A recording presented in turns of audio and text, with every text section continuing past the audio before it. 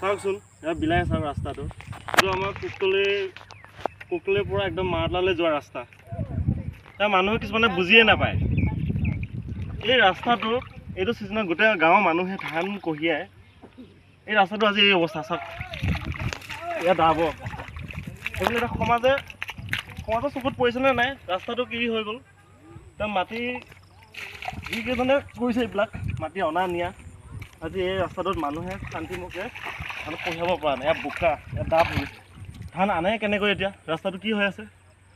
কান্দ জ্ঞান থাকিব লাগে মানুহ কিছুমান আৰু এইটো ছিজনত হয়তো কিমান মানুহ এটা পথাৰত ধান আছে আনিব পৰা নাই ৰাস্তাত খোজ দিব পৰা নাই মোক চিলি মাৰি মাৰি গৈ আছে এইবিলাক মানে কি ক'ম নিজৰ গাঁওখনৰ কথা নিজেই বুজি নাপায় এইবিলাক অৰ্থহীন হৈ গৈছে গাঁওখনৰ মানুহবিলাক তালৈ যাব লাগিব ইফালে গোটেই ৰাস্তাটো বোকা ইয়াত কিবা ধান কঢ়িয়াব পাৰিম নেকি ইমানলৈ না কোনোবা গাড়ী এখন যাব ইয়াত এনেকুৱা কাম কৰে